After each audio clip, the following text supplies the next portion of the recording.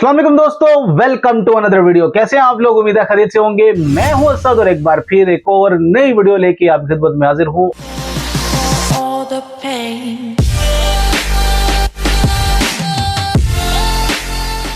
आज की वीडियो जिसके ऊपर मैं रिएक्शन करने वाला हूं वो भी कुर्बानी से रिलेटेड है और ये वीडियो अंबर वॉइस की है। तो चलिए वीडियो को स्टार्ट करते हैं, क्या नई बातें पता चलती हैं। वीडियो को अंत तक जरूर देखिएगा और चैनल को सब्सक्राइब करना न भूलिएगा। Abraham, Lord, take now your son and go to the land of Moriah, and there offer him. Lord.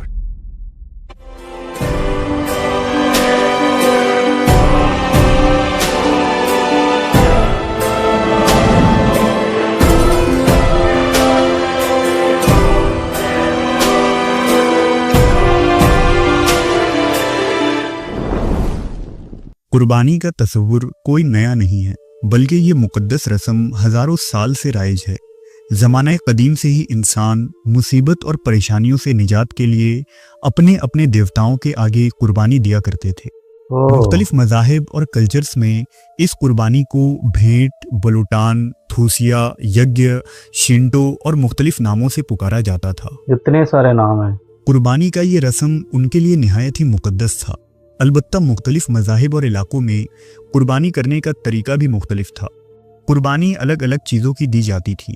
जानवरों की कुर्बानी, फलों की कुर्बानी, गल्ला और शराब की कुर्बानी और इंसानों की कुर्बानी।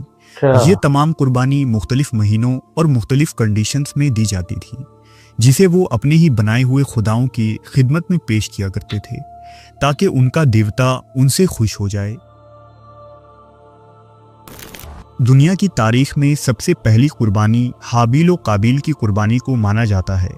बेशतर आसमानी किताबें बताती हैं कि दुनिया के सबसे पहले इंसान हज़रत आदम अलैहिस्सलाम के बेटे काबिल और हाबील में किसी बात पर झगड़ा हो गया था। लिहाजा अल्लाह ने दोनों से कुर्बानी मांगी। दोनों ने अपना अपना जानवर पहाड़ की चोटियों पर पहुंचा दिया। हाबील ने कुर्बानी के लिए उम्दा मवेशियों और जानवरों को पेश किया, लिहाजा उसकी खालिस नियत की वजह से कुर्बानी कबूल हुई और आसमान से आग उतरी जिसने उसकी मवेशियों को जला दिया। मगर काबिल ने रद्दी और घटिया किस्म के अनाज पेश किए थे, चुनांचे उसकी कुर्बानी कबूल नहीं हुई। ये दुनिया की पहली कुर्बानी थी और कुर्बानी का यही तरीका आगे भी जारी रहा। लोग ऊंचे ऊंचे मकाम पर खुदा के हुजूर उम्दा चीज़ें पेश किया करते थे और आसमान से आग उतरकर उन्हें जला देती थी, जो इस बात का सबूत था कि उनकी कुर्बानी कबूल हो गई है। कदीम मिस्री तहजीब के अंदर लोगों का अकीदा ये था कि उनका देवता आमून रा जिंदा है और उसे भूख लगती है, इसलिए वो उसके सामने जानवर या कभी कभार गुलाम या कैदी को भी ज़बह कर दिया करते थे।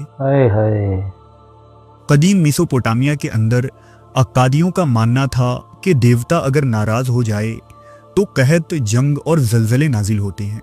चुनांचा वो उन देवताओं के आगे शराब, अनाज और जानवर की कुर्बानी देते थे। कदीम यूनान के अंदर मंदिरों में बाज़ाब्ता कुर्बानगाह होती थी, जिनमें देवी देवताओं के आगे बैल, बकरे या भेड़ ज़बह होते थे और इस कुर्बानी का मकसद शहर की हिफाजत और खुशहाली थी। कुर्बानी का सबसे इंसानियत सोज और दर्दनाक तरीका माया तहजीब के अंदर था। मायांस का मानना था कि सूरज और वक्त को जारी रखने के लिए खून लाजिम है, इसलिए वो साल में एक मर्तबा अपने कबीले से एक शख्स को चुनते थे और उसे ज़िबा करने के बाद उसका दिल निकालकर सूरज देवता को पेश करते। फिरौनियों के दौर में मिस्री लोग दरियाए नील की रवानी बरकरार रखने के लिए एक खूबसूरत कुंवारी लड़की को जेवरात से सजाकर दरिया में नजर कर दिया करते थे, जिसे इस्लाम की आमद के बाद हजरत उमर फारूक ने ख़त्म करवाया। बिल्कुल। हिंदू मत की बात करें तो इसमें बलि का रिवाज हज़ारों साल से राइज है, जिसमें मखसूस मौके पर मुख्तलिफ चीज़ों की कुर्बानी दी जाती थी। वैदिक दौर में हिंदुओं के ख़ास इबादत यज्ञ के ज़रिया आग में जानवरों को जलाकर कुर्बानी देने का जिक्र मिलता है, जिसे अग्नि देवता को खुश करने के लिए किया जाता था। साल में एक मर्तबा शाही यज्ञ होता था, जिसमें बादशाह हुकूमत को मजबूत करने के लिए घोड़े की कुर्बानी देता था। کچھ مقامی ہندو راجا مخصوص موقعوں پر انسانی قربانی بھی دیا کرتے تھے۔ مورخین کے مطابق اڑیسہ میں جگناتھ مندر کے ابتدائی دور میں انسانی بلی بھی دی جاتی تھی، جسے بعد میں انگریزوں نے سال 1850 میں غیر قانونی قرار دے کر اسے بند کروایا تھا۔ افریقہ، انڈونیشیا اور جرمن قبائل اپنے اپنے دیوتاؤں کے غضب سے بچنے کے لیے نئی عمارتوں کی تعمیر یا اپنے بادشاہ کی موت کے وقت سینکڑوں انسانوں کی قربانی دیتے تھے، جو عموماً دشمن قبیلے کے ہوتے تھے۔ اس لیے تاریخ انہیں وحشی قبیلے کے طور پر یاد کرتی ہے۔ بنی اسرائیل بھی قربانی کے قائل تھے۔ جب انہیں اپنے پیغمبروں کی جانب سے قربانی کا حکم ہوتا تو آبادی سے باہر اپنے جانوروں کو پہاڑ یا کسی اونچی جگہ پر جا کر چھوڑ دیتے، اور تھوڑی دیر بعد آسمان سے آگ اترتی جو جانوروں کو جلا کر راکھ کر دیتی۔ یہ اس بات کی علامت ہوتی تھی کہ قربانی قبول کر لی گئی ہے۔ اسلام سے قبل زمانہ جاہلیت میں عرب کے بہت سارے قبائل جب کسی جنگ میں کامیاب ہو جاتے تو پکڑے گئے قیدیوں میں سے وہ خوبصورت ترین شخص کو چنتے اور اسے اپنے بتوں کے سامنے زندہ ذبح کر دیتے اور اس کے خون کو اپنے سر اور چہرے پر ملتے۔ غرض یہ کہ انسانی تاریخ کی تمام بڑی تہذیبوں میں قربانی کا تصور کسی نہ کسی شکل میں موجود تھا۔ یہ کوئی رسم نہیں بلکہ اس کا رشتہ مذہبی عبادت سے جڑا تھا۔ جس وجہ سے قربانی کو امت محمدیہ پر فرض کیا گیا وہ حضرت ابراہیم علیہ السلام کی قربانی ہے۔ واقعہ کچھ یوں ہے کہ جب اللہ نے حضرت ابراہیم کو آزمانا چاہا تو خواب کے ذریعہ آپ کو حکم ہوا کہ آپ کو اپنے عزیز بیٹے اسماعیل کو اللہ کی راہ میں ذبح کرنا ہوگا۔ ابراہیم علیہ السلام کو اپنے لخت جگر سے بے حد محبت تھی، لیکن اللہ کے حکم کے آگے آپ علیہ السلام نے سر تسلیم خم کیا اور اسماعیل علیہ السلام کو ذبح کرنے کے لیے پہاڑ کی چوٹی پر لے گئے۔ جب باپ نے بیٹے کو لٹا دیا اور گلے پر چھری چلانے کا ارادہ کیا تب اللہ کی طرف سے ایک غیبی آواز آئی کہ بس ابراہیم، بے شک آپ نے اپنا خواب سچ کر دکھایا ہے۔ ابراہیم علیہ السلام رک گئے اور نظر اٹھائی تو سامنے ایک دمبا موجود تھا۔ آپ پہاڑ سے اترے اور اس دمبے کو ذبح فرمایا۔ اس طرح اللہ نے اسماعیل علیہ السلام کی جان بخش کر انسانیت کو یہ پیغام دیا کہ اس لاشریک خدا کو انسانوں کی قربانی نہیں چاہیے جو گمراہ لوگ باطل دیوتاؤں کے سامنے کرتے ہیں۔ اس کے برعکس جانوروں کی قربانی کا یہ طریقہ سب سے عمدہ، پاکیزہ اور اعلیٰ ہے، جس میں جانوروں کو اللہ کی راہ میں قربان کی جائے اور اس کے گوشت کو غریبوں میں تقسیم کی جائے۔